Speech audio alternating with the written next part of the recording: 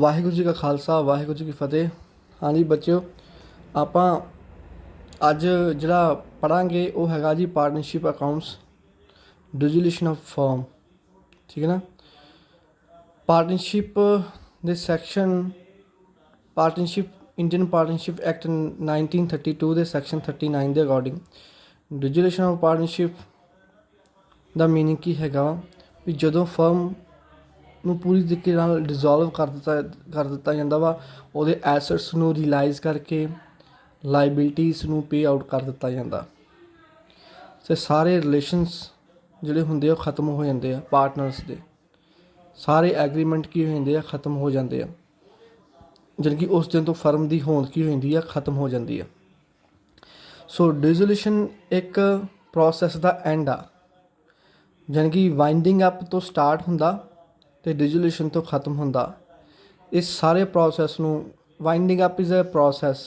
ਸੋ winding up ਦੇ process ਦੀ ਜੋ ਸਮਾਪਤੀ ਹੁੰਦੀ ਹੈ, ਐਂਡ ਹੁੰਦਾ ਵਾ, ਤਾਂ ਉਸ ਨੂੰ ਆਪਾਂ ਡਿਜ਼ੋਲੂਸ਼ਨ ਬੋਲ ਦਿੰਦੇ ਹਾਂ। ਡਿਜ਼ੋਲਵ ਹੋ ਜਾਣਾ, ਖ਼ਤਮ ਹੋ ਜਾਣਾ। ਅਤੇ ਡਿਜ਼ੋਲੂਸ਼ਨ ਕਰਨ ਦਾ ਸਭ ਤੋਂ ਪਹਿਲਾ ਸਟੈਪ ਕੀ ਹੁੰਦਾ? ਡਿਜ਼ੋਲੂਸ਼ਨ ਕਰਨ ਦਾ ਸਭ ਤੋਂ ਪਹਿਲਾ ਸਟੈਪ ਹੁੰਦਾ ਵਾ ਐਸੈਟਸ ਨੂੰ ਰਿਲਾਈਜ਼ ਕਰਨਾ। ਸਭ ਤੋਂ ਪਹਿਲਾਂ ਤਾਂ ਹੁੰਦਾ ਵਾ ਰੀਲਾਈਜੇਸ਼ਨ ਅਕਾਊਂਟ ਓਪਨ ਕਰੀਦਾ। ਆਪਾਂ ਕਿਹੜਾ ਅਕਾਊਂਟ ਕਰੀਦਾ ਓਪਨ? ਰੀਲਾਈਜੇਸ਼ਨ ਅਕਾਊਂਟ ਓਪਨ ਕਰੀਦਾ। ਠੀਕ ਹੈ। ਇਹਦੀ ਦੋ ਸਾਈਡਸ ਹੁੰਦੀਆਂ ਰੀਲਾਈਜੇਸ਼ਨ ਅਕਾਊਂਟ ਦੀਆਂ, ਇੱਕ ਹੋਏਗੀ ਡੈਬਿਟ ਸਾਈਡ, ਇੱਕ ਹੋਏਗੀ ਕ੍ਰੈਡਿਟ ਸਾਈਡ, ਐਜ਼ ਯੂਜਲੀ ਜਿੱਦਾਂ ਹੁੰਦੀ ਹੈ।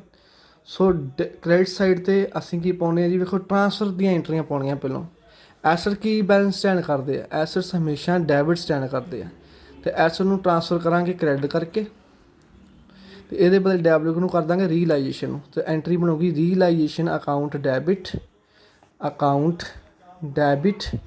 To assets. ਉਹ ਆਹ ਵਾਲੀ ਐਂਟਰੀ ਬਣੇਗੀ, realisation account debit to assets. So realisation account debit ਹੋਇਆ, ਇਸ ਲਈ ਡੈਬਿਟ ਸਾਈਡ 'ਤੇ ਆਪਾਂ ਲਿਖਣਾ ਟੂ ਐਸੈਟਸ। ਸਾਰੇ ਐਸੈਟਸ ਇਸ ਜਗ੍ਹਾ 'ਤੇ ਆਏ ਨਹੀਂ। ਲਾਇਬਿਲਿਟੀ ਕੀ ਸਟੈਂਡ ਕਰਦੀਆਂ? ਲਾਇਬਿਲਿਟੀ ਸਟੈਂਡ ਕਰਦੀਆਂ ਹਮੇਸ਼ਾ ਕ੍ਰੈਡਿਟ। ਲਾਇਬਿਲਿਟੀ ਕ੍ਰੈਡਿਟ ਕਿਉਂ ਸਟੈਂਡ ਕਰਦੀਆਂ? ਮੈਂ ਅੱਗੇ ਵੀਡੀਓ 'ਚ ਗੱਲ ਕੀਤੀ ਹੈ, ਕਿਉਂਕਿ ਪਰਸਨਲ ਅਕਾਊਂਟਸ ਤੋਂ ਬਣੀਆਂ ਹੁੰਦੀਆਂ ਤੋਂ ਕ੍ਰੈਡਿਟ ਦਾ ਗਿਵਰ। ਜੇ ਕਿਸੇ ਨੇ ਕੁਛ ਬਿਜ਼ਨਸ ਨੂੰ ਦਿੱਤਾ ਹੋਵੇਗਾ ਤਾਂ ਹੀ ਉਹਨੇ ਬਿਜ਼ਨਸ ਤੋਂ ਕੁਛ ਲੈਣਾ। ਸੋ ਇਸ ਲਈ ਜਿੱਥੇ ਬਿਜ਼ਨਸ ਦੀ ਲਾਇਬਿਲਿਟੀ ਹੋਵੇ ਕ੍ਰੈਡਿਟ ਹੁੰਦੀ ਆ। ਸੋ ਕ੍ਰੈਡਿਟ ਲਾਇਬਿਲਿਟੀ ਨੂੰ ਟ੍ਰਾਂਸਫਰ ਕਰਨ ਵਾਸਤੇ ਆਪਾਂ ਕੀ ਕਰਦੇ ਹਾਂ ਜੀ? ਡੈਬਿਟ। ਸੋ ਆਲ ਆਊਟਸਾਈਡ ਲਾਇਬਿਲਿਟੀ ਕਿਉਂ? ਕਿਉਂਕਿ ਅਸੀਂ ਪਹਿਲਾਂ ਬਾਹਰੀ ਲੋਕਾਂ ਦੇ ਪੈਸੇ ਚੁਕਾਉਣੇ ਆ। So outside liability, internal liability ਨੂੰ ਐਟ ਦਾ ਐਂਡ ਆਪਾਂ ਡਿਜ਼ੋਲੂਸ਼ਨ 'ਚ ਕਰਦੇ ਹਾਂ treat. So outside liability account debit to realisation account. So realisation account ਇੱਥੇ ਕ੍ਰੈਡਿਟ ਹੋਇਆ, ਇਸ ਲਈ ਕ੍ਰੈਡਿਟ ਸਾਈਡ 'ਤੇ ਆਪਾਂ ਲਿਖ ਦੇਣਾ by outside liability. Inside liability ਦੇ ਆਪਸ ਵਿੱਚ ਜੋ ਬਚਿਆ ਉਹ ਐਂਡ ਦੇ ਨਾਲ ਵੰਡ ਹੀ ਲੈਣਾ, ਕਿਉਂਕਿ ਪਾਰਟਨਰਸ਼ਿਪ ਦੇ ਵਿੱਚ ਤੁਹਾਨੂੰ ਮੈਂ ਅੱਗੇ ਵੀ ਗੱਲ ਕੀਤੀ ਸੀ, ਲਾਇਬਿਲਿਟੀ ਪਾਰਟਨਰਸ ਦੀ ਅਨਲਿਮਿਟਡ ਹੁੰਦੀ ਆ। ਸੋ ਐਟ ਦਾ ਐਂਡ ਜੋ ਵੀ ਨੁਕਸਾਨ ਉਹਨਾਂ ਨੂੰ ਝੱਲਣਾ ਪੈਂਦਾ, ਇਸ ਲਈ ਆਊਟਸਾਈਡ ਲਾਇਬਿਲਿਟੀ ਨੂੰ ਪਹਿਲਾਂ ਡੀਲ ਕਰਨਾ ਹੁੰਦਾ। ਇਸ ਲਈ ਆਊਟਸਾਈਡ ਲਾਇਬਿਲਿਟੀ ਨੂੰ ਟ੍ਰਾਂਸਫਰ ਕਰਤਾ ਰੀਲਾਈਜੇਸ਼ਨ। ਹੁਣ ਟ੍ਰਾਂਸਫਰ ਕਰ ਦਿੱਤੀਆਂ ਸਾਰੇ ਜਿਹੜੇ ਪੈਸੇ ਆ ਰੀਲੇਸ਼ਨ ਦੇ। ਠੀਕ ਹੈ ਨਾ। ਇੱਥੇ ਬਣਾਉਣੇ ਆ ਆਪਾਂ, ਇੱਥੇ ਰੀਲਾਈਜੇਸ਼ਨ ਅਕਾਊਂਟ ਬਣਾਇਆ। ਠੀਕ ਹੈ। ਇਹਦੀ ਡੈਬਿਟ ਸਾਈਡ 'ਤੇ ਆਪਾਂ ਲਿਖ ਦਿੱਤੇ ਐਸੈਟਸ, ਟ੍ਰਾਂਸਫਰ ਕੀਤੀ ਹੈ ਜੀ। ਇਹਦੀ ਕ੍ਰੈਡਿਟ ਸਾਈਡ 'ਤੇ ਆਪਾਂ ਲਿਖਤਾ liability, outside liability. Okay, outside liability ਹੈ ਜੀ। Okay, outside liability. ਹੁਣ ਐਸੈਟਸ ਟ੍ਰਾਂਸਫਰ ਹੋ ਗਏ, ਐਂਟਰੀ ਆਪਾਂ ਕੀ ਕੀਤੀ ਸੀ? Realisation account debit to assets. Assets ਸਾਰੇ ਕਿਸ ਖਾਤੇ ਵਿੱਚ ਆ ਗਏ, ਕਿਸ ਅਕਾਊਂਟ ਵਿੱਚ ਆ ਗਏ? ਰੀਲਾਈਜੇਸ਼ਨ ਦੇ ਵਿੱਚ। ਹੁਣ ਜੇ ਕੱਲ੍ਹ ਨੂੰ ਵੇਚਾਂਗੇ ਅਤੇ ਐਸੈਟ ਨੂੰ ਥੋੜ੍ਹੀ ਕ੍ਰੈਡਿਟ ਕਰਾਂਗੇ, ਰੀਲਾਈਜੇਸ਼ਨ ਨੂੰ ਕ੍ਰੈਡਿਟ ਕਰਾਂਗੇ। ਜੇ ਕੱਲ੍ਹ ਨੂੰ ਵੇਚਾਂਗੇ ਤਾਂ ਐਂਟਰੀ ਕੀ ਬਣੂਗੀ? ਮੰਨ ਲਓ ਸਾਡੇ ਐਸੈਟ ਸੀ ਲੱਖ ਰੁਪਏ ਦੇ ਵਿਕ ਗਏ, ਅਸੀਂ ਐਂਟਰੀ ਕੀ ਕਰਾਂਗੇ? ਵੈਸੇ ਤਾਂ ਅਸੀਂ ਕਰਨੀ ਸੀ cash account debit to assets ਲਿਖਣੇ ਨੇ, ਟੂ ਐਸੈਟਸ ਲਿਖਣਾ ਹੈ। ਪਰ ਹੁਣ ਆਪਾਂ ਐਸੈਟ ਨਹੀਂ ਲਿਖਾਂਗੇ, ਕਿਉਂਕਿ ਐਸੈਟਸ ਆਲਰੇਡੀ ਕਿਹਨੂੰ ਟ੍ਰਾਂਸਫਰ ਹੋ ਕੇ ਖ਼ਤਮ ਹੋ ਗਏ ਆ? ਰੀਲਾਈਜੇਸ਼ਨ ਨੂੰ। ਇਸ ਲਈ ਹੁਣ ਆਪਾਂ ਇੱਥੇ ਕਿਹਨੂੰ ਲਿਖਾਂਗੇ? ਰੀਲਾਈਜੇਸ਼ਨ। ਹੁਣ ਰੀਲੇਸ਼ਨ ਅਕਾਊਂਟ ਕੀ ਹੈ? ਇੱਥੇ ਕ੍ਰੈਡਿਟ, ਇਸ ਲਈ ਜੋ ਵੀ ਐਸੈਟ ਤੋਂ ਰਿਲਾਈਜ਼ ਹੋਏਗਾ ਆਪਾਂ ਇੱਥੇ ਲਿਖਾਂਗੇ ਬਾਏ ਕੈਸ਼, ਇੱਧਰਲੀ ਸਾਈਡ ਲਿਖਾਂਗੇ। ਅੱਛਾ, ਲਾਇਬਿਲਿਟੀ ਆਪਾਂ ਕਿਹਨੂੰ ਟ੍ਰਾਂਸਫਰ ਕਰ ਦਿੱਤੀਆਂ? ਉਹ ਵੀ ਆਪਾਂ ਰੀਲੇਸ਼ਨ ਅਕਾਊਂਟ ਨੂੰ ਟ੍ਰਾਂਸਫਰ ਕਰ ਦਿੱਤੀਆਂ ਲਾਇਬਿਲਿਟੀਜ਼। ਆ ਰਹੀ outside liability account debit to realisation. ਜੇ ਕੱਲ੍ਹ ਨੂੰ ਆਪਾਂ ਲਾਇਬਿਲਿਟੀ ਪੇ ਕਰਦੇ ਤਾਂ ਆਪਾਂ ਇੱਦਾਂ ਪੇ ਕਰੀ ਦੀ ਐਂਟਰੀ ਤੈਨੂੰ ਪਤਾ ਹੀ ਹੁੰਦੀ ਹੋਏਗੀ। So liability account debit, liability account debit to cash. ਪਰ ਤੁਹਾਨੂੰ ਪਤਾ ਲਾਇਬਿਲਿਟੀ ਅਸੀਂ ਖਤਮ ਕਰ ਚੁੱਕੇ ਹਾਂ, ਇਸ ਦੇ ਬਦਲੇ ਕਿਹੜਾ ਅਕਾਊਂਟ ਆ ਗਿਆ ਵਾ ਕ੍ਰੈਡਿਟ ਵਿੱਚ ਰੀਲਾਈਜੇਸ਼ਨ। ਹੁਣ ਇਸ ਨੂੰ ਡੈਬਿਟ ਕਰਾਂਗੇ ਤਾਂ ਐਂਟਰੀ ਕੀ ਬਣ ਜੂਗੀ ਰੀਲਾਈਜੇਸ਼ਨ ਅਕਾਊਂਟ ਡੈਬਿਟ ਟੂ ਕੈਸ਼। ਠੀਕ ਹੈ। ਸੋ ਜਿਸ ਜਗ੍ਹਾ 'ਤੇ ਆਪਾਂ ਲਾਇਬਿਲਿਟੀ ਨੂੰ ਕੈਂਸਲ ਕਰਨਾ ਸੀ ਉਹ ਆਲਰੇਡੀ ਅਸੀਂ ਰੀਲਾਈਜੇਸ਼ਨ ਨੂੰ ਕੈਂਸਲ ਕਰ ਚੁੱਕੇ ਹਾਂ। ਹੁਣ ਉਹਦੀ ਜਗ੍ਹਾ 'ਤੇ ਅਸੀਂ ਰੀਲੇਸ਼ਨ ਅਕਾਊਂਟ ਨੂੰ ਕੈਂਸਲ ਕਰਾਂਗੇ। ਸੋ ਰੀਲੇਸ਼ਨ ਅਕਾਊਂਟ ਵਿੱਚ ਕੀ ਆ ਕ੍ਰੈਡਿਟ ਡੈਬਿਟ ਹੈ, ਇਸ ਲਈ ਡੈਬਿਟ ਸਾਈਡ 'ਤੇ ਜਿਹੜੀਆਂ ਪੇਮੈਂਟਸ ਕਰਨੀਆਂ ਆਪਾਂ ਇੱਥੇ ਲਿਖਾਂਗੇ ਆਪਾਂ ਆ ਰਿਲਾਈਜ਼ ਕੀਤੇ ਐਸੈਟਸ ਰਿਲਾਈਜ਼ ਕੀਤੇ ਆ। ਠੀਕ ਹੈ। ਆਪਾਂ ਇੱਥੇ ਕੀਤੇ ਟੂ ਕੈਸ਼ ਕਰਕੇ ਕੀ ਕੀਤੀਆਂ ਵਾ ਪੇਮੈਂਟਸ ਕੀਤੀਆਂ। ਸੋ ਇੱਥੇ ਅਸੀਂ ਪੇਮੈਂਟਸ ਕੀਤੀਆਂ ਆ ਅਸੀਂ ਰਿਲਾਈਜ਼ ਕੀਤੇ। ਠੀਕ ਹੈ। ਸੋ ਅਸੀਂ ਰਿਲਾਈਜ਼ ਕਰ ਲਏ ਐਸੈਟਸ। ਉਹ ਤੋਂ ਜੋ ਕੈਸ਼ ਆ ਗਿਆ ਇੱਥੇ ਉਹ ਕੈਸ਼ ਦੇ ਨਾਲ ਇੱਥੇ ਅਸੀਂ ਕੀ ਕਰ ਦਿੱਤੀਆਂ ਪੇਮੈਂਟਸ ਕਰ ਦਿੱਤੀਆਂ। ਓਕੇ। ਤੇ ਇਸ ਤੋਂ ਬਾਅਦ ਇਸ ਸਾਈਡ ਦੇ ਵਿੱਚ ਜੋ ਵਾਧਾ ਹੋਏਗਾ ਤਾਂ ਉਹ ਕਿਹਨੂੰ ਵੰਡ ਦਿੱਤਾ ਜਾਊਗਾ ਪਾਰਟਨਰਸ ਦੇ ਵਿੱਚ। ਪਾਰਟਨਰਸ ਦੇ ਵਿੱਚ ਉਹਨਾਂ ਦੀ ਰੇਸ਼ੋ ਦੇ ਅਕੋਰਡਿੰਗ, ਪਾਰਟਨਰਸ ਦੇ ਰੇਸ਼ੋ ਦੇ ਅਕੋਰਡਿੰਗ। ਠੀਕ ਹੈ। ਓਕੇ। ਇਸ ਤਰੀਕੇ ਦੇ ਨਾਲ ਆਪਾਂ ਡਿਸਟਰੀਬਿਊਟ ਕਰ ਦੇਵਾਂਗੇ। ਸੋ ਸਮਝ ਗਏ। ਸੋ ਇਹ ਵੀ ਇੱਕ ਕਿਸ ਨੇਚਰ ਦਾ ਅਕਾਊਂਟ ਹੁੰਦਾ ਜੀ, ਇਹ ਇੱਕ ਨੋਮੀਨਲ ਟਾਈਪ ਦਾ ਅਕਾਊਂਟ ਹੁੰਦਾ। ਠੀਕ ਹੈ। ਸੋ ਇਹ ਤੋਂ ਜੋ ਫਾਇਦਾ ਹੋਏਗਾ ਉਹ ਪਾਰਟਨਰਸ 'ਚ ਡਿਸਟਰੀਬਿਊਟ ਹੋ ਜਾਏਗਾ, ਜੇ ਲਾਸ ਹੋਏਗਾ ਉਹ ਵੀ ਪਾਰਟਨਰਸ ਵਿੱਚ ਡਿਸਟਰੀਬਿਊਟ ਕਰ ਦਿੱਤਾ ਜਾਏਗਾ। ਮੈਂ ਬੇਸਿਕ ਐਂਟਰੀ ਸਾਰੀਆਂ ਦੱਸਤੀਆਂ। ਸਭ ਤੋਂ ਪਹਿਲਾਂ ਐਸੈਟਸ ਟ੍ਰਾਂਸਫਰ ਕੀਤੇ, realisation account debit to assets, asset debit stand ਕਰਦੇ ਉਹਨੂੰ ਕ੍ਰੈਡਿਟ ਕਰਕੇ ਟ੍ਰਾਂਸਫਰ ਕਰ ਦਿੱਤਾ, ਲਾਇਬਿਲਿਟੀ ਕ੍ਰੈਡਿਟ ਸਟੈਂਡ ਕਰਦੀਆਂ ਉਹਨੂੰ ਡੈਬਿਟ ਕਰਕੇ ਟ੍ਰਾਂਸਫਰ ਕਰ ਦਿੱਤਾ, outside liability account debit to realisation account. ਫਿਰ ਜਿਹੜੇ ਐਸੈਟ ਸੀ ਉਹਨਾਂ ਨੂੰ ਜੋ ਵੇਚਿਆ ਤੇ ਸਾਨੂੰ ਕੁਛ ਪੈਸੇ ਆਏ, ਪਰ ਅਸੀਂ ਐਸੈਟ ਅਕਾਊਂਟ ਨੂੰ ਕ੍ਰੈਡਿਟ ਨਹੀਂ ਕਰ ਸਕਦੇ ਕਿਉਂਕਿ ਆਲਰੇਡੀ ਟ੍ਰਾਂਸਫਰ ਕਰ ਚੁੱਕੇ ਹਾਂ। ਫਿਰ ਅਸੀਂ ਐਂਟਰੀ ਕੀਤੀ ਜੀ cash account debit to realisation, ਇਸ ਲਈ ਐਂਟਰੀ ਇੱਥੇ ਪਹੁੰਚ ਗਈ। ਜਦੋਂ ਪੇਮੈਂਟਸ ਕੀਤੀਆਂ ਤੇ ਲਾਇਬਿਲਿਟੀ ਨੂੰ ਡੈਬਿਟ ਨਹੀਂ ਕਰ ਸਕਦੇ, ਇਸ ਦੀ ਜਗ੍ਹਾ 'ਤੇ ਰੀਲੇਸ਼ਨ ਅਕਾਊਂਟ ਡੈਬਿਟ ਕਰਾਂਗੇ, relation account debit to cash. ਠੀਕ ਹੈ। ਤੇ ਉਸ ਤੋਂ ਬਾਅਦ ਜੋ ਪ੍ਰੋਫਿਟ ਲਾਸ ਹੋਇਆ ਉਹ ਪਾਰਟਨਰਸ ਦੇ ਵਿੱਚ ਡਿਸਟਰੀਬਿਊਟ ਕਰ ਦਿੱਤਾ। ਇਸ ਤੋਂ ਇਲਾਵਾ ਜੇ ਕੋਈ ਪਾਰਟਨਰ ਖੁਦ ਕਹਿ ਦਿੰਦਾ ਵੀ ਇਹ ਐਸੈਟ ਮੈਨੂੰ ਦੇ ਦਿਓ, ਇਹਦੇ ਬਦਲੇ ਤੁਸੀਂ ਮੈਨੂੰ ਮੇਰੀ ਕੈਪੀਟਲ ਨਾ ਦਿਓ, ਤੂੰ ਮੈਨੂੰ ਪੈਸੇ ਘੱਟ ਦੇ ਦਿਓ, ਉਹ ਐਂਟਰੀ ਫਿਰ ਇਸ ਤਰ੍ਹਾਂ ਬਣ ਜਾਂਦੀ ਹੈ। ਸਿੰਪਲ ਜੀ ਗੱਲ ਵਾ, ਐਸੈਟਸ ਉਸ ਬੰਦੇ ਨੂੰ ਟ੍ਰਾਂਸਫਰ ਹੋ ਗਿਆ। ਐਸੈਟ ਕੀ ਹੈ, ਐਸੈਟ ਦੇ ਆਪਾਂ ਸਾਰੇ ਟ੍ਰਾਂਸਫਰ ਕਰ ਹੀ ਚੁੱਕੇ ਹਾਂ। ਆਪਾਂ ਰੀਲੇਸ਼ਨ ਅਕਾਊਂਟ ਕੀ ਕਰਾਂਗੇ, ਉਸ ਪਾਰਟਨਰਸ ਦੀ ਕੈਪੀਟਲ ਨੂੰ ਡੈਬਿਟ ਕਰਕੇ ਕੈਂਸਲ ਕਰ ਦਾਂਗੇ। ਪਾਰਟਨਰ ਜੇਕਰ ਕੋਈ ਪਾਰਟਨਰਸ ਟੇਕ ਓਵਰ ਕਰ ਲੈਂਦਾ ਕੋਈ ਐਸੈਟਸ ਤੇ partners capital account debit to realisation. ਇਸ ਤਰ੍ਹਾਂ ਉਹ ਗੱਲ ਕੈਸ਼ ਦੀ ਜਗ੍ਹਾ 'ਤੇ ਪਾਰਟਨਰਸ ਅਕਾਊਂਟ ਡੈਬਿਟ ਹੋ ਜਾਣਾ। ਜਿੱਥੇ ਆਪਾਂ ਕੈਸ਼ ਨੂੰ ਡੈਬਿਟ ਕੀਤਾ ਇਨ ਕੇਸ ਆਫ ਐਸੈਟਸ, ਇੱਥੇ ਐਸੈਟਸ ਕੀਤੇ ਨਾ ਆਪਾਂ, ਐਸੈਟਸ ਸੀ ਆਹ ਸਾਡੇ ਲਾਇਬਿਲਿਟੀ ਦੇ ਸੀ, ਇਹਦੇ ਐਸੈਟਸ ਦੀ ਪੇਮੈਂਟ ਹੋਈ ਨਾ, ਆਹ ਇੱਥੇ ਲਾਇਬਿਲਿਟੀ ਦੀ ਪੇਮੈਂਟਸ ਹੋਈ, ਆ ਲਾਇਬਿਲਿਟੀ ਦੀਆਂ ਪੇਮੈਂਟਸ ਸਾਰੀਆਂ। ਸੋ ਆਪਾਂ ਐਸੈਟ ਨੂੰ ਕੀ ਕਰਤਾ ਅਸੀਂ ਐਸੈਟ ਦੀ ਕੈਸ਼ ਦੀ ਜਗ੍ਹਾ 'ਤੇ ਆਪਾਂ ਪਾਰਟਨਰਸ ਦੀ ਕੈਪੀਟਲ ਨੂੰ ਕੈਂਸਲ ਕਰ ਦਾਂਗੇ, ਬਸ ਬਾਕੀ ਐਂਟਰੀ ਸੇਮ ਰਹਿਣੀ। ਓਕੇ। ਸੋ ਇਸ ਤਰੀਕੇ ਦੇ ਨਾਲ ਇਹ ਐਂਟਰੀਆਂ ਹੈਗੀਆਂ। ਜੇਕਰ ਕੋਈ ਅਨਰਿਕਾਰਡਡ ਐਸੈਟ ਹੋਵੇ, ਜਿਵੇਂ ਕਿ ਸਾਡਾ ਇੱਕ ਟਾਈਪਰਾਈਟਰ ਹੀ ਪੁਰਾਣਾ ਪਿਆ ਸੀ, ਅਸੀਂ ਉਹਨੂੰ ਆਪਣਾ ਰਾਈਟ ਆਫ ਕਰਤਾ ਸੀ, ਪਰ ਬਾਅਦ ਵਿੱਚ ਜੋ ਵੇਚਿਆ ਤਾਂ ਉਹਦੀ ਕੋਈ ਵੈਲਿਊ ਰਿਲਾਈਜ਼ ਹੋ ਗਈ ਸਾਨੂੰ, ਜਾਂ ਸਾਨੂੰ ਗਵਾਚਾ ਹੀ ਲੱਭ ਗਿਆ, ਉਹਦੀ ਵੈਲਿਊ ਰਿਲਾਈਜ਼ ਹੋ ਗਈ, ਤਾਂ ਉਹਨੂੰ ਵੀ ਆਪਾਂ ਸਿੱਧਾ ਇੱਥੇ ਲਿਖ ਦੇਣਾ ਬਾਈ ਕੈਸ਼ ਅਨਰਿਕਾਰਡਡ। ਠੀਕ ਆ, ਜਿੰਨੇ ਦਾ ਹੋਗਾ ਇੱਥੇ ਲਿਖ ਦਾਂਗੇ ਕ੍ਰੈਡਿਟ ਸਾਈਡ 'ਤੇ। ਸੋ ਇਹ ਇੰਪੋਰਟੈਂਟ ਚੀਜ਼ਾਂ ਹੋ ਗਈਆਂ। ਹੁਣ ਮੈਂ ਕੁਛ ਕੀ ਪੁਆਇੰਟਸ ਤੁਹਾਡੇ ਨਾਲ ਡਿਸਕਸ ਕਰਨ ਲੱਗਾ, ਜੇ ਤੁਸੀਂ ਯਾਦ ਰੱਖਣੇ ਆ, ਬਹੁਤ ਇੰਪੋਰਟੈਂਟ ਆ ਇਸ ਚੈਪਟਰ ਨੂੰ ਲੈ ਕੇ। ਸੋ ਰੀਲੇਸ਼ਨ ਅਕਾਊਂਟ ਬਣ ਗਿਆ। ਪਹਿਲਾਂ ਆਪਾਂ ਸਾਰਾ ਸਟਰਕਚਰ ਤਿਆਰ ਕਰ ਲਈਏ, ਫਿਰ ਬਣਾਵਾਂਗੇ ਆਪਾਂ ਕੈਪੀਟਲ ਅਕਾਊਂਟ। ਕੈਪੀਟਲ ਅਕਾਊਂਟਸ ਦੇ ਵਿੱਚ ਬਹੁਤ ਜਿੰਨੇ ਵੀ ਲੈਣ ਦੇਣ ਹੈਗੇ ਕੈਪੀਟਲ ਦੇ ਉਹ ਕੰਸੀਡਰ ਕੀਤੇ ਜਾਣਗੇ। ਜੇਕਰ ਕਿਸੇ ਦੀ ਕੈਪੀਟਲ ਕਿਸੇ ਨਾਲ ਕੋਈ ਰਿਜ਼ਰਵ ਪਏ ਆ ਉਹ ਵੀ ਵੰਡ ਦਿੱਤੇ ਜਾਣਗੇ। ਠੀਕ ਹੈ ਨਾ। ਬੈਲੈਂਸ ਸ਼ੀਟ 'ਚ ਕੋਈ ਰਿਜ਼ਰਵ ਪਏ ਆ, ਕੁਛ ਨਾ ਆਪਾਂ ਕਰਾਂਗੇ ਕੱਲ੍ਹ, ਅੱਜ ਮੇਰੇ ਇਸੇ ਤਰੀਕੇ ਨਾਲ ਸੁਣੋ, ਕੋਈ ਰਿਜ਼ਰਵ ਪਾਇਆ ਬੈਲੈਂਸ ਸ਼ੀਟ ਵਿੱਚ ਉਹ ਵੀ ਵੰਡ ਦਿੱਤੇ ਜਾਣਗੇ। ਠੀਕ ਹੈ ਨਾ। ਜੇ ਕੋਈ ਅਜੇ ਇੱਥੋਂ ਪ੍ਰੋਫਿਟ ਲਾਸ ਆਇਆ ਉਹ ਵੀ ਉਹਦੀ ਕ੍ਰੈਡਿਟ ਸਾਈਡ 'ਤੇ ਵੰਡ ਦਿੱਤਾ ਜਾਏਗਾ। ਪ੍ਰੋਫਿਟ ਆਇਆ ਤਾਂ ਕ੍ਰੈਡਿਟ ਸਾਈਡ 'ਤੇ, ਜੇ ਲਾਸ ਆਇਆ ਤਾਂ ਡੈਬਿਟ ਸਾਈਡ 'ਤੇ ਵੰਡ ਦਿੱਤਾ ਜਾਏਗਾ। ਠੀਕ ਹੈ। ਕੋਈ ਸੈਲਰੀ ਆ ਜਾਂ ਕੁਛ ਵੀ ਚੀਜ਼ਾਂ ਪਈਆਂ ਵਾ, ਗੁੱਡਵਿਲ ਕੋਈ ਪੁਰਾਣੀ ਪਈ ਆ ਜਿਹੜੀ ਪਰਚੇਜ਼ਡ ਹੈਗੀ ਉਹ ਵੀ ਡੈਬਿਟ ਸਾਈਡ 'ਤੇ। ਐਸੈਟਸ ਜਿਹੜੀ ਪਰਚੇਜ਼ ਗੁੱਡਵਿਲ ਹੁੰਦੀ ਸਾਡੀ ਐਸੈਟਸ ਹੁੰਦੀ ਆ, ਜੇ ਐਸੈਟ ਘਟੇਗੀ ਉਹਦੇ ਬਰਾਬਰ ਦੀ ਲਾਇਬਿਲਿਟੀ ਵੀ ਘਟੇਗੀ। ਇਹ ਗੱਲ ਯਾਦ ਰੱਖਿਓ, ਬੈਲੈਂਸ ਸ਼ੀਟ ਦੇ ਵਿੱਚ ਜੇ ਐਸੈਟ ਘਟਦੀ ਹੈ ਤਾਂ ਉਹਦੇ ਬਰਾਬਰ ਦੀ ਲਾਇਬਿਲਿਟੀ ਘਟਦੀ ਹੈ। ਇਸ ਲਈ ਜੇ ਆਪਾਂ ਗੁੱਡਵਿਲ ਐਜ਼ ਏ ਐਸੈਟ ਘਟਾਉਂਦੇ ਪਏ ਜਿਹੜੀ ਅਸੀਂ ਪਰਚੇਜ਼ ਕੀਤੀ ਆ, ਉਹਦੇ ਬਦਲੇ ਉਹ ਆਪਾਂ ਪਾਰਟਨਰਸ ਦੀ ਕੈਪੀਟਲ ਅਕਾਊਂਟ ਦੀ ਕ੍ਰੈਡਿਟ ਸਾਈਡ 'ਤੇ ਪਾ ਕੇ ਉਹਨੇ ਦੀ ਅਸੀਂ ਉਹਨਾਂ ਦੀ ਕੈਪੀਟਲ ਵੀ ਡਿਕਰੀਜ਼ ਕਰ ਦਈਦੀ ਹੈ ਜੇ ਅਸੀਂ ਰਾਈਟ ਆਫ ਕਰਨੀ ਹੋਵੇ ਉਹਨਾਂ ਦੇ ਕੈਪੀਟਲ ਦੇ ਵਿੱਚੋਂ। ਅਤੇ ਫਿਰ ਓਕੇ। ਉਸ ਤੋਂ ਬਾਅਦ ਜੋ ਵੀ ਲੈਣ ਦੇਣ ਹੋਏਗਾ ਇਸ ਤਰੀਕੇ ਨਾਲ ਕੈਪੀਟਲ ਅਕਾਊਂਟ ਬਣਾਏਗਾ, ਵੱਖ-ਵੱਖ ਪਾਰਟਨਰ A B C ਜਿੰਨੇ ਵੀ ਹੈਗੇ ਨਾ, ਮਤਲਬ A ਤੇ B ਦੋ ਪਾਰਟਨਰ ਹੈਗੇ ਆ। ਇੱਧਰੋਂ ਉਹਨਾਂ ਦੀ ਓਪਨਿੰਗ ਕੈਪੀਟਲ ਹੋ ਜਾਏਗੀ, ਠੀਕ। ਐਸੇ ਤਰੀਕੇ ਨਾਲ ਜੋ ਲੈਣ ਦੇਣ ਹੈਗੇ, ਜੋ ਉਹਨਾਂ ਨੇ ਲੈਣੇ ਆ ਬਿਜ਼ਨਸ ਤੋਂ, ਜੋ ਪੈਸੇ ਲੈਣੇ ਆ, ਠੀਕ ਹੈ ਨਾ, ਜੋ ਉਹਨਾਂ ਨੇ ਗੈਟ ਕਰਨੇ ਆ, ਠੀਕ ਹੈ ਨਾ, ਜੇ ਗੈਟ ਕਰਨੇ ਆ ਉਹ ਇਸ ਸਾਈਡ 'ਤੇ, ਜੋ ਗਿਵ ਕਰਨੇ ਆ ਉਹ ਇਸ ਸਾਈਡ 'ਤੇ, ਜਾਂ ਗਿਵ ਕਰ ਦਿੱਤੇ ਆ ਜਾਂ ਲੈ ਲਏ ਆ ਜਾਂ ਕਿਸੇ ਤਰੀਕੇ ਨਾਲ। ਓਕੇ, ਸੋ ਇਸ ਜਗ੍ਹਾ 'ਤੇ ਆਪਾਂ ਲਿਖ ਦਾਂਗੇ, ਠੀਕ ਹੈ। ਓਕੇ, ਜਾਂ ਆਪਾਂ ਇੱਦਾਂ ਲਿਖਦੇ ਬਿਜ਼ਨਸ ਦੇ ਪੁਆਇੰਟ ਤੋਂ ਕਰ ਲੈਂਦੇ ਹਾਂ, ਜੋ ਬਿਜ਼ਨਸ ਨੇ ਗਿਵ ਕਰਨਾ ਉਹ ਕ੍ਰੈਡਿਟ ਸਾਈਡ 'ਤੇ, ਜੋ ਬਿਜ਼ਨਸ ਨੇ ਗਿਵ ਕਰਨਾ ਅਤੇ ਜੋ ਬਿਜ਼ਨਸ ਨੇ ਗੈਟ ਕਰਨਾ ਉਹਨਾਂ ਤੋਂ ਉਹ ਡੈਬਿਟ ਸਾਈਡ 'ਤੇ। ਬਿਜ਼ਨਸ ਦੇ ਪੁਆਇੰਟ ਤੋਂ ਗੱਲ ਕਰਦੇ ਜ਼ਿਆਦਾ ਵਧੀਆ ਰਹੂਗਾ।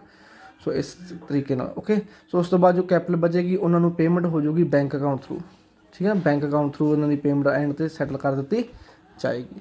ਜੇ ਕਿਸੇ ਪਾਰਟਨਰ ਨੂੰ ਪੈਸੇ ਲਿਆਉਣ ਦੀ ਲੋੜ ਆ ਤਾਂ ਉਹ ਵੀ ਪੈਸੇ ਲਿਆਏਗਾ, ਉਹ ਇੱਧਰਲੀ ਸਾਈਡ ਲਿਖਿਆ ਜਾਏਗਾ। ਜੇ ਕਿਸੇ ਨੂੰ ਬਾਕੀ ਦੇ ਬਚਦੇ ਆ ਜੇ ਕਿਸੇ ਦੇ, ਤਾਂ ਉਹ ਡੈਬਿਟ ਸਾਈਡ ਦੇ ਪੇਮੈਂਟ ਉਹਨੂੰ ਕਰ ਦਿੱਤੀ ਜਾਏਗੀ। ਐਂਟਰੀ ਇਹੀ ਬਣੇਗੀ ਜੀ, partners capital account debit to cash ਜਾਂ ਬੈਂਕ। ਓਕੇ, ਇਸ ਤਰੀਕੇ ਨਾਲ ਐਂਟਰੀ ਹੋਏਗੀ। ਇੰਪੋਰਟੈਂਟ ਪੁਆਇੰਟਸ ਜਿਹੜੇ ਤੁਹਾਡੇ ਨਾਲ ਡਿਸਕਸ ਕਰਨੇ ਸੁਣੋ। ਸਭ ਤੋਂ ਪਹਿਲਾਂ ਐਸੈਟਸ ਜਿਹੜੇ ਟ੍ਰਾਂਸਫਰ ਕੀਤੇ ਜਾਣਗੇ ਰੀਲੇਸ਼ਨ ਅਕਾਊਂਟ ਦੀ ਡੈਬਿਟ ਸਾਈਡ 'ਤੇ ਟ੍ਰਾਂਸਫਰ ਕੀਤੇ ਜਾਣਗੇ, ਕਿਹੜੇ ਐਸੈਟਸ ਨੂੰ ਛੱਡ ਕੇ। ਹੁਣੇ ਦੱਸ ਕੇ ਨਾ ਡੈਬਿਟ ਸਾਈਡ 'ਤੇ ਟ੍ਰਾਂਸਫਰ ਕੀਤੇ ਜਾਣਗੇ ਕੈਸ਼ ਨੂੰ ਛੱਡ ਕੇ, ਕਿਉਂਕਿ ਕੈਸ਼ ਤੋਂ ਕੈਸ਼ ਰਿਲਾਈਜ਼ ਕਰਨ ਦਾ ਕੋਈ ਫਾਇਦਾ ਨਹੀਂ। ਕੈਸ਼ ਆਲਰੇਡੀ ਰਿਲਾਈਜ਼ ਹੀ ਹੁੰਦਾ, ਕੈਸ਼ ਦੀ ਫਾਰਮ 'ਚ ਹੁੰਦਾ। ਐਸੈਟ ਕਿਉਂ ਟ੍ਰਾਂਸਫਰ ਕਰਕੇ ਆਪਾਂ ਰਿਲਾਈਜ਼ ਕਰਨੇ ਆ, ਉਹਨਾਂ ਨੂੰ ਵੇਚ ਕੇ ਪੈਸਾ ਇਕੱਠਾ ਕਰਨਾ, ਫਿਰ ਪੇਮੈਂਟ ਕਰਨੀ ਆ ਆਪਣੇ ਆਊਟਸਾਈਡ ਲਾਇਬਿਲਿਟੀ।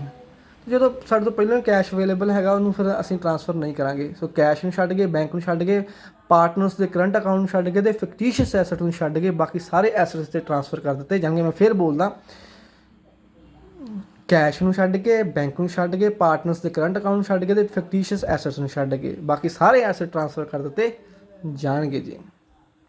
ਲਾਇਬਿਲਿਟੀ ਤੁਹਾਨੂੰ ਪਤਾ ਵਾ, ਆਊਟਸਾਈਡ ਲਾਇਬਿਲਿਟੀ ਸਾਰੀਆਂ ਟ੍ਰਾਂਸਫਰ ਕੀਤੀਆਂ ਜਾਣਗੀਆਂ। ਜੇਕਰ ਕੋਈ ਪ੍ਰੋਵੀਜ਼ਨ ਹੈਗੀ ਆ ਤਾਂ ਡੈਟਰ ਵਿੱਚ ਯੂਜ਼ਲੀ ਆਪਾਂ ਬੈਲੈਂਸ ਸ਼ੀਟ ਵਿੱਚ ਡੈਟਰ ਵਿੱਚ ਪ੍ਰੋਵੀਜ਼ਨ ਨੂੰ ਮਾਈਨਸ ਕਰ ਦਿੰਦੇ ਹਾਂ। ਪਰ ਇੱਥੇ ਤੁਸੀਂ ਧਿਆਨ ਰੱਖਿਓ, ਜੇਕਰ ਕੋਈ ਪ੍ਰੋਵੀਜ਼ਨ ਹੈਗੀ ਆ ਅਤੇ ਉਹਨੂੰ ਪ੍ਰੋਵੀਜ਼ਨ ਨੂੰ ਐਜ਼ ਏ ਲਾਇਬਿਲਿਟੀ ਟਰੀਟ ਕੀਤਾ ਜਾਏਗਾ ਅਤੇ ਵੱਖਰਾ ਹੀ ਪਾਇਆ ਜਾਏਗਾ, ਜਿੱਦਾਂ ਕਿ ਲਾਇਬਿਲਿਟੀ ਸਾਈਡ ਹੀ ਪਾਇਆ ਜਾਏਗਾ। ਉਹਨੂੰ ਐਸੈਟ ਸਾਈਡ ਟਰੀਟ ਨਹੀਂ ਕਰਾਂਗੇ, ਪ੍ਰੋਵੀਜ਼ਨ ਨੂੰ ਵੱਖਰਾ ਟਰੀਟ ਕਰਾਂਗੇ, ਭਾਵੇਂ ਕਿ ਉਹ ਐਸੈਟ ਸਾਈਡ ਹੀ ਮਾਈਨਸ ਕੀਤੀ ਹੁੰਦੀ ਡੈਟਰਸ ਦੇ ਵਿੱਚੋਂ। ਪਰ ਅਸਲ ਦੇ ਵਿੱਚ ਜਿਹੜਾ ਜਗ੍ਹਾ ਹੁੰਦੀ ਨਾ ਪ੍ਰੋਵੀਜ਼ਨ ਦੀ, ਉਹ ਕ੍ਰੈਡਿਟ ਸਾਈਡ ਲਾਇਬਿਲਿਟੀ ਸਾਈਡ ਹੁੰਦੀ ਬੈਲੈਂਸ ਸ਼ੀਟ ਦੀ। ਸੋ ਸਮਝ ਕੇ ਜੀ ਇਹ ਪੁਆਇੰਟ ਹੋ ਗਿਆ। ਉਸ ਤੋਂ ਬਾਅਦ ਪੁਆਇੰਟ ਤੁਸੀਂ ਡਿਸਕਸ ਆਪਾਂ ਤਾਂ ਇੰਪੋਰਟੈਂਟ ਹੈਗਾ ਵਾ, ਲਾਇਬਿਲਿਟੀ ਟ੍ਰਾਂਸਫਰ ਕੀਤੀਆਂ ਜਾਣਗੀਆਂ, ਆਊਟਸਾਈਡ ਲਾਇਬਿਲਿਟੀ ਸਾਰੀਆਂ ਟ੍ਰਾਂਸਫਰ ਕੀਤੀਆਂ ਜਾਣਗੀਆਂ, ਠੀਕ ਹੈ ਜੀ। ਇੱਕ ਵੈਰੀ ਇੰਪੋਰਟੈਂਟ ਜਿਹੜਾ ਹੁਣ ਮੈਂ ਪੁਆਇੰਟ ਦੱਸਣ ਲੱਗਾ ਵਾਂ, ਸਾਰੇ ਫੰਡ ਰੀਅਲਾਈਜ਼ੇਸ਼ਨ ਅਕਾਊਂਟ ਨੂੰ, ਜਾਣੀ ਕਿ ਰੀਅਲਾਈਜ਼ੇਸ਼ਨ ਅਕਾਊਂਟ ਦੇ ਵਿੱਚ ਤੁਸੀਂ ਕੁਝ ਫੰਡ ਹੈਗੇ ਜਿਹੜੇ ਰੀਅਲਾਈਜ਼ੇਸ਼ਨ ਅਕਾਊਂਟ ਦੀ ਕ੍ਰੈਡਿਟ ਸਾਈਡ 'ਤੇ ਟ੍ਰਾਂਸਫਰ ਕਰਨੇ ਆ, ਇੱਥੇ ਟ੍ਰਾਂਸਫਰ ਕਰਨੇ ਆਊਟਸਾਈਡ ਲਾਇਬਿਲਿਟੀ ਵਿੱਚ ਇਹਨੂੰ ਕੰਸੀਡਰ ਕਰਨਾ। ਉਹ ਕਿਹੜੇ ਹੈਗੇ ਆ, ਇੱਕ ਤਾਂ ਇਨਵੈਸਟਮੈਂਟ ਫਲਕਚੁਏਸ਼ਨ ਫੰਡ ਟ੍ਰਾਂਸਫਰ ਕਰਨਾ, joint life policy reserve transfer ਕਰਨਾ, ਡੈਪਰੀਸ਼ੀਏਸ਼ਨ ਫੰਡ ਕਰਨਾ, ਠੀਕ ਹੈ ਨਾ। ਅਤੇ ਇੱਕ ਤੁਹਾਡਾ ਹੋ ਗਿਆ ਜੀ ਇੰਪਲੋਈ ਸਟੇਟ ਇੰਸ਼ੋਰੈਂਸ, ਇਹ ਟ੍ਰਾਂਸਫਰ ਕਰਨਾ। ਬਾਕੀ ਸਾਰੇ ਜਾਣੀ ਕਿ ਬਾਕੀ ਦੇ ਜਿਹੜੇ ਰਿਜ਼ਰਵ ਹੈਗੇ ਆ, ਵਰਕਮੈਨ ਕੰਪਨਸੇਸ਼ਨ ਵਗੈਰਾ, ਉਹ ਕਿਹਨੂੰ ਸਿੱਧੇ ਕੈਪੀਟਲ ਨੂੰ ਟ੍ਰਾਂਸਫਰ ਕਰ ਦੇਣੇ ਆ। ਸੋ ਯਾਦ ਰੱਖਿਓ, ਰੀਅਲਾਈਜ਼ੇਸ਼ਨ ਅਕਾਊਂਟ ਦੇ ਵਿੱਚ ਕਿਹੜੇ ਟ੍ਰਾਂਸਫਰ ਕਰਨੇ ਆ। ਇੱਕ ਤਾਂ ਇਨਵੈਸਟਮੈਂਟ ਫਲਕਚੁਏਸ਼ਨ ਫੰਡ ਜਿਹੜਾ ਤੁਹਾਨੂੰ ਬੈਲੈਂਸ ਸ਼ੀਟ ਦਿੱਤਾ ਜਾਏਗਾ, ਉਹ ਵੀ ਤੁਸੀਂ ਇੱਥੇ ਪਾਉਣਾ। ਇੱਕ ਤੁਸੀਂ ਪਾਓਗੇ ਜੁਆਇੰਟ ਲਾਈਫ ਪੋਲਿਸੀ ਰਿਜ਼ਰਵ ਜੇ ਦਿੱਤਾ ਹੋਇਆ, ਅਤੇ ਡੈਪਰੀਸ਼ੀਏਸ਼ਨ ਫੰਡ ਅਤੇ ਇੰਪਲੋਈ ਸਟੇਟ ਇੰਸ਼ੋਰੈਂਸ ਵਗੈਰਾ, ਠੀਕ ਹੈ। ਬਾਕੀ ਜਿਹੜੇ ਫੰਡ ਹੋਣਗੇ ਉਹ ਸਿੱਧੇ ਹੀ ਕੈਪੀਟਲ ਵਿੱਚ ਟਰੀਟ ਕਰ ਦਿੱਤੇ ਜਾਣਗੇ, ਕੈਪੀਟਲ ਦੇ ਵਿੱਚ ਉਹਨਾਂ ਦੀ ਪ੍ਰੋਫਿਟ ਸ਼ੇਅਰਿੰਗ ਰੇਸ਼ੋ ਦੇ ਅਕੋਰਡਿੰਗ ਡਿਸਟਰੀਬਿਊਟ ਕਰ ਦਿੱਤੇ ਜਾਣਗੇ ਜੀ, ਠੀਕ ਹੈ। ਫ੍ਰੀ ਰਿਜ਼ਰਵ ਉਹ ਜਿਹੜੇ ਹੋ ਗਏ, ਜੇ ਫ੍ਰੀ ਰਿਜ਼ਰਵ 'ਚ ਕਹਿ ਲਓ, ਜਨਰਲ ਰਿਜ਼ਰਵ ਹੋ ਗਏ, ਉਹ ਸਿੱਧੇ ਹੀ ਕੈਪੀਟਲ ਵਿੱਚ ਉਹਨਾਂ ਦੀ ਪ੍ਰੋਫਿਟ ਸ਼ੇਅਰਿੰਗ ਰੇਸ਼ੋ ਦੇ ਅਕੋਰਡਿੰਗ ਜਾਣਗੇ। ਉਹ ਕਿਹਨਾਂ ਦੀ ਪ੍ਰੋਫਿਟ ਸ਼ੇਅਰਿੰਗ ਰੇਸ਼ੋ, ਪਾਰਟਨਰਸ ਦੀ ਪ੍ਰੋਫਿਟ ਸ਼ੇਅਰਿੰਗ ਰੇਸ਼ੋ ਦੇ ਅਕੋਰਡਿੰਗ ਡਿਸਟਰੀਬਿਊਟ ਕਰ ਦਿੱਤੇ ਜਾਣਗੇ, ਠੀਕ ਹੈ ਨਾ। ਓਕੇ, ਜੇਕਰ ਕੋਈ ਮਤਲਬ ਕਿ ਐਸੈਟਸ ਵਾ, ਮੰਨ ਲਓ ਜਿਵੇਂ ਕਿ ਆਪਾਂ ਗੱਲ ਕਰਦੇ ਹਾਂ, ਇਫ ਦਾ ਐਸੈਟਸ ਜਿਹੜੇ ਹੈਗੇ ਆ,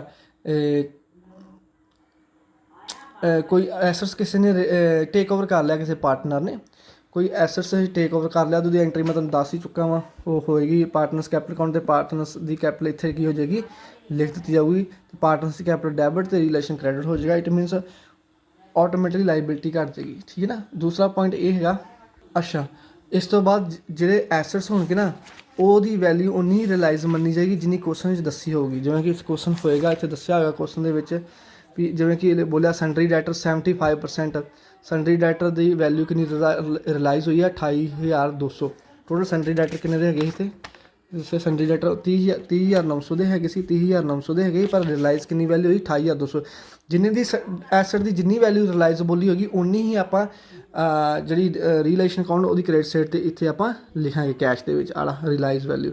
ਪਰ ਲਾਈਬਿਲਟੀ ਜੇ ਤੁਹਾਨੂੰ ਕੋਈ ਦੱਸੀ ਨਹੀਂ ਹੈ, ਜਿਵੇਂ ਕਿ ਲਾਈਬਿਲਟੀ ਹੈਗੀ ਇਸ ਕੁਐਸਚਨ ਦੇ ਵਿੱਚ ਕਹਿ ਲਓ ਸਨਡਰੀ ਕਰੈਕਟਰ, ਇੱਥੇ ਸਨਡਰੀ ਕਰੈਕਟਰ ਬਾਰੇ ਕੋਈ ਇਨਫੋਰਮੇਸ਼ਨ ਦੱਸੀ ਨਹੀਂ, ਸਨਡਰੀ ਕਰੈਕਟਰਸ ਬਾਰੇ ਕੋਈ ਇਨਫੋਰਮੇਸ਼ਨ ਦੱਸੀ ਨਹੀਂ, ਠੀਕ ਹੈ।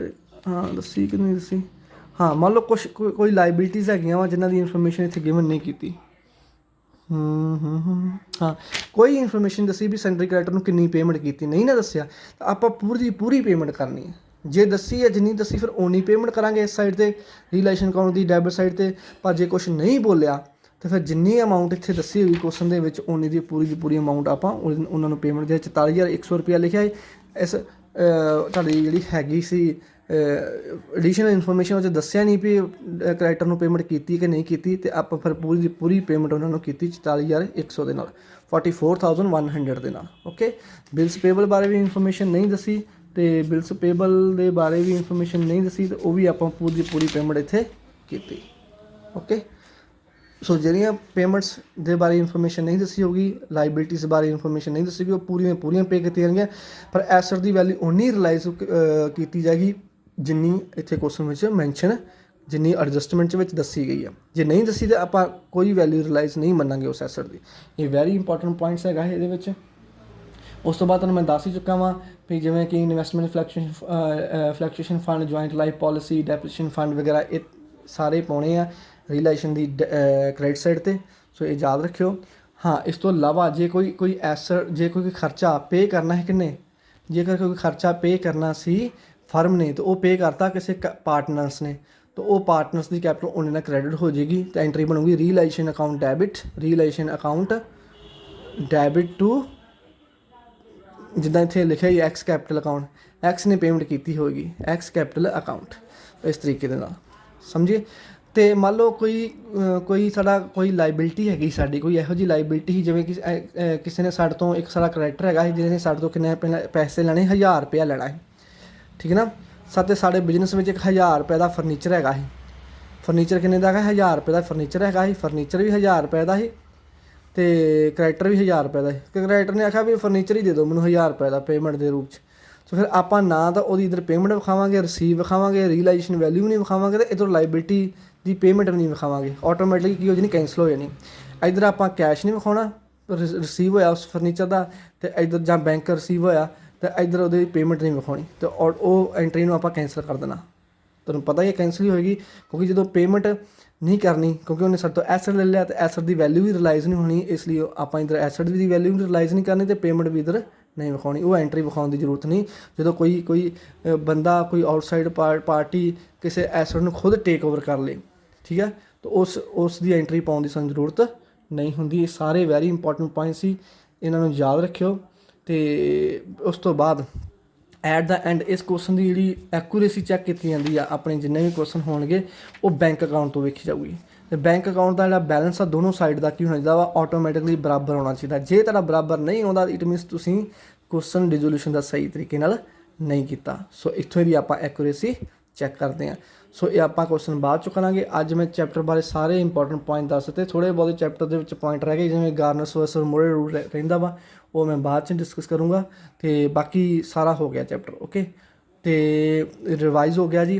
ਹੁਣ ਆਪਾਂ ਇਹਦਾ ਕੁਐਸਚਨ ਕਰਾਂਗੇ। ਵਾਹਿਗੁਰੂ ਜੀ ਕਾ ਖਾਲਸਾ, ਵਾਹਿਗੁਰੂ ਜੀ ਕੀ ਫਤਿਹ।